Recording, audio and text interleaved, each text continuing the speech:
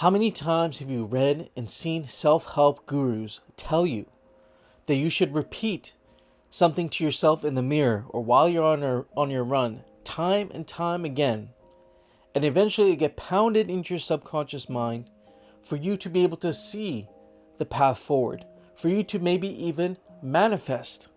And you go ahead and you do this technique. You tell yourself you're wealthy, you tell yourself you're abundant, and all these things that clearly you see evidence that you're currently not, only to find yourself with a lesser sense of determination, a lesser sense of inner confidence, and a greater resistance to the very things that you desire. This is the trap of suggestions, the trap of self-affirmations. And in this video, we're going to uncover this curse. I'm going to lift this curse off of you. And you're going to see a path forward to actually getting the things that you want through a technique that actually works. But yes, it does require you to put in some effort. It does require some work. But I was one like you. I was somebody who believed that if I repeated to myself time and time again, if I wrote down on cards how much money I'm going to have in 5 years, and I sat before it and I believed it and really read it every day and connected with it, that eventually these things would become true. Only to find that that date came around and the money wasn't there. Only to find myself more disappointed.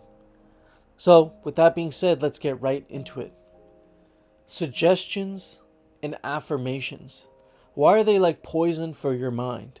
Why do people in the self-help industry tell you that if you repeat something to yourself time and time again, that eventually these things will become true?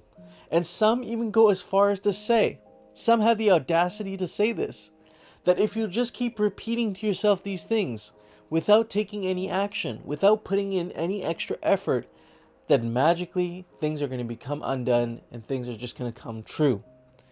Now, for some people, maybe they saw evidence of this and they start to believe it. But for many, for 99.9%, it just simply isn't true. And this has trapped many people and has turned people off this idea of self-help. So what is this process of suggestion? And why is it so bad for you? Because you walk through life every day today, right? There's no place you could go on this planet and not be bombarded with ads, with people trying to sell you things, with family members trying to suggest things to you, with friends trying to suggest things to you. And then you find that these things get pounded into your mind, into your subconscious mind, only for them to come up later, a sort of brainwashing that many people are going through right now. And what do you find when other people plant their thoughts in your head? Because thoughts only serve two things in your life. If a thought is not there to serve you, created from your conscious mind, it is only there to control you. And so in repeating these affirmations time and time again, believing in something outside of yourself, believing in something outside of your own ability to create as you were created, you give your power away. You give your power away to these invisible forces that aren't serving you, that simply live off of your feelings, off your hopes and your dreams. And I was caught in this exact same trap. I'm not beyond it. You can even look at older videos on this YouTube channel and see the very things I'm talking about here. Me telling people that if you affirm things, if you really believe things, that they will come true. And this is such a small part of this entire recipe. By the end of this video, I'm going to actually show you a technique that actually does work. And if you fully embrace it, it will move mountains for you. It is the same technique used by Benjamin Franklin, Nikola Tesla, some of the greatest thinkers of our time. Einstein himself used this technique to bring things from the mental plane down into physical reality, down to things we can see, feel, and tangibly interact with. So what happens when you suggest things to yourself, you as the creator of your reality? You suggest to yourself that you're going to have $1 million in 5 years. Okay, say you were like me 5 years ago. I went to this business conference And this guy like really hyped me up, and I was like really in the zone. I was feeling all the right things. And at the end of the thing, he said, you know, I wrote down, he shared a story. I wrote down on a card, I'm going to have $1.5 million in 4 years. And then it came true. That was a very small part of his story that he shared, but many people bought completely into it, including me. So I eagerly wrote down on the card, I'm going to have $1 million in 5 years. And then every time I'd shower in the morning, I'd stare at the card. It'd be in my wallet. I'd be waiting for my girlfriend to finish something. I'd be staring at the card. I'd be at my desk working. The card would be right there. The card was always in my presence. And you know what happened when the 5-year date came around, the date I had written on the card? Nothing. Nothing. And I was absolutely disappointed by this, that I had believed so hard in this dream, yet nothing had come into fruition. Why? I would ask myself, why? Well, I have the answers today, but back then I didn't, and it was very frustrating.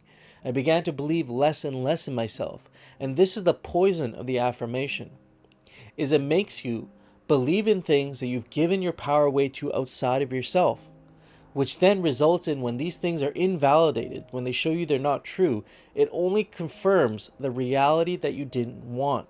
It only confirms the reality that you were in, the very reality you thought you could escape. And in this way, we keep ourselves tethered to exactly where we are, bound by the fears, by the negative emotions that surround these failures. And it comes with a greater sense or a decreased sense of confidence, a decreased sense of determination. Why should I work so hard for my goals? I believe in them, and yet they don't come true. But let's move on from this, because now you recognize that you're going to stop doing affirmations. If you watch this video to this point, promise yourself for a period of time, until you have the material reflections in your life, you're beginning to see the fruits of your labor, you'll be able to then maybe dabble in a few affirmations. But let's talk about the technique itself, because what's better than affirmations? It's this process of visualization. I've talked about how great thinkers like Einstein, Nikola Tesla have used this technique, hundreds, decades and hundreds of years ago, to bring things into reality. And this technique is even older than that. The ancient Egyptians themselves talk about using your mind's eye. You have 3 eyes, not 2. You have your 2 eyes that interact with physical reality, that can see 0.00095% of all wavelengths of light that are available to you. And then you have your mind's eye. Your mind's eye is able to perceive far beyond that. It's even be able to perceive information and things beyond time and space. It's been proven by institutes like the IONS Institute of Noetic Science, have proven this, that you have this 3rd eye, your mind's eye. And how often do people know what they do not want? You know what you don't want, to the very last detail, because there's physicality, there's physical things around you that affirm this. But when you look forward into your future, how vague does it look for a lot of people? When I talk to my clients, that is the biggest shift I help them see, is this idea that we very well know what we don't want. But can we co-create a reality in front of us? Can we have a North Star vision that we can connect with every day? This alternate version of us, because there's no future version of you. When you think with your mind's eye, time is not relevant in any way. And this is why some people get things very quickly, because they realize this. Time is not relevant. But if you can see things with your mind's eye, paint a vivid picture of the future that you desire to be in, and not want it, but actively feel it and be it now, then your physical reality around you will begin to conform to that version of you, that frequency of you. And this is what we mean by raising your vibration and shifting your frequency, because realities are just a series of frequencies. So let's talk about visualization. How do we work and co-create with our subconscious mind and our creative faculties to ultimately bring things into existence? When I started doing this, I actually started seeing results. there's three components to it. So the first component is your creative thought, the power of your imagination. This is something that society shames us to this day and age. That this imagination, oh, you're just a dreamer. You're just a dreamer. But in reality, you're much more than that, because your imagination is able to shape things. Everything you look at right now, including this camera that I'm speaking through to you, the YouTube channel, the computer you may be watching this on, was created through someone's imagination. Steve Jobs, the guy who created the iPhone, MacBook, and all these incredible things that everybody uses now, was seen as one of the most delusional people on the planet at one point in time, when nobody really believed you could have these little apps and things on a phone that could be so well connected to the internet and have all these different things that we have now. He was a visionary and saw this in his mind's eye. And you can do the very same thing. So begin to realize you have a power of imagination. Take a second right now and close your eyes. And I want you to envision this future version of you that you desire. See it in your mind's eye.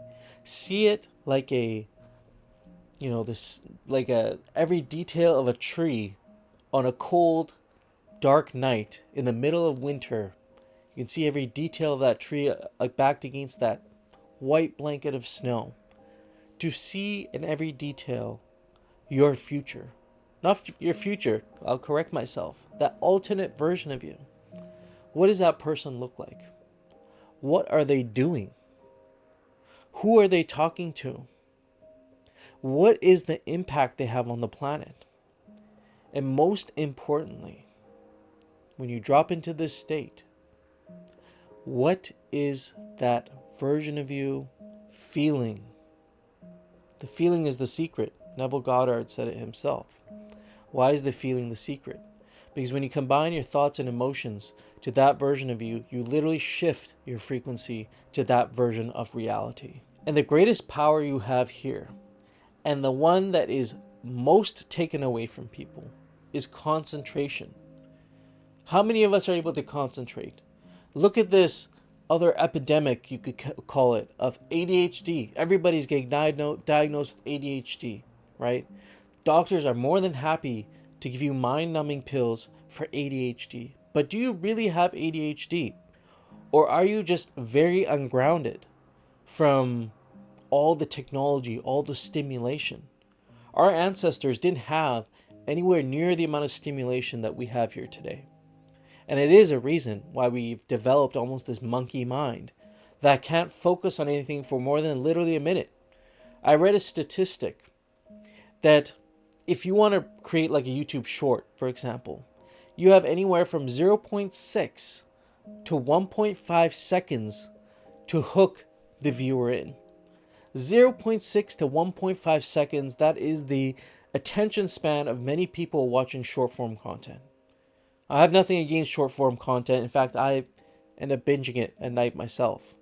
But this just comes to show how reduced our attention spans have been, and how little our concentration, one of our greatest faculties, has withered away. So if you spend a little time every morning focusing on the exact steps that you need to take towards this North Star vision, you'll begin to see things materialize into your reality. And I do something called the 3 things exercise. Before you go to bed, write down 3 things that will move you that much closer to whatever you are trying to achieve. Now, what happens when you engage with this process? You have the imagination, the North Star vision, you're concentrating on things you can do with your self-conscious mind. You're going to begin to see the magic of your mind. You're going to begin to see the power of your mind to shift and shape your reality, to kind of move you towards that desired version of you, that alternate version of you.